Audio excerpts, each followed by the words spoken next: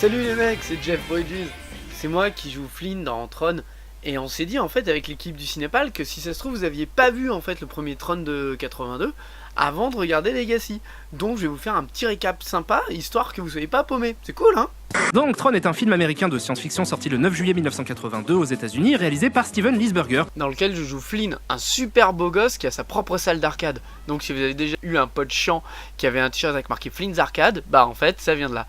Et ce mec c'est un très bon gamer. Et c'est un truc de fou pour l'époque en 82 d'avoir un personnage de gamer, parce qu'à l'époque c'est quand même une contre-culture, qui est tenu comme étant un beau gosse, un mec populaire. C'est ouf. Et c'est ça en plus de l'esthétique qui a rendu le premier Tron complètement culte. Mais voilà, même si Flynn il a trop le swag et qu'il chope les meufs par paquet de 12, bah il s'est fait entuber par le trou du cul que voici, qui est Dillinger, et cet enfoiré de fils de chien, en fait, il a volé tous ces jeux qu'il avait conçus. Mais en plus d'avoir fait ça, cette pine d'huître qui est incapable de contrôler la grosse compagnie qu'il détient, il la laisse maîtriser par une intelligence artificielle super vénère et maléfique, et comme on le sait tous, ça finit toujours très bien.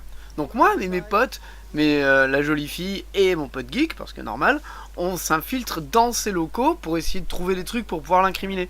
Sauf que voilà, on se fait gauler par l'intelligence artificielle qui nous numérise, ce qui est assez stylé, et nous envoie dans l'univers informatique qui est le gros du film quoi. Et le monde du PC c'est un monde assez chelou parce qu'en fait chaque programme a la même tronche que la personne qui l'a programmé et a plus ou moins une espèce de mini volonté propre et se met à courir partout pour un temps qui semble extrêmement long dans le monde du PC mais qui en vrai dure que quelques millièmes de secondes.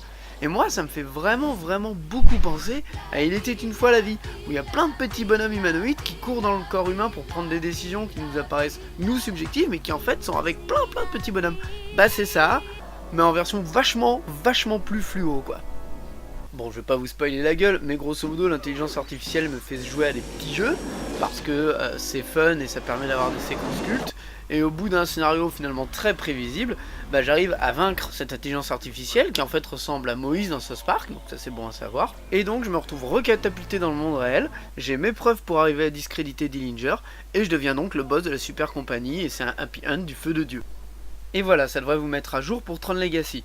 Pour info, il y a aussi une série animée qui s'appelle Tron Uprising, mais en fait elle a été réalisée après Tron Legacy, pour pouvoir en fait combler ce qui s'est passé entre les deux films, mais je suis même pas dedans donc ça a aucun intérêt pour vous que vous la voyez.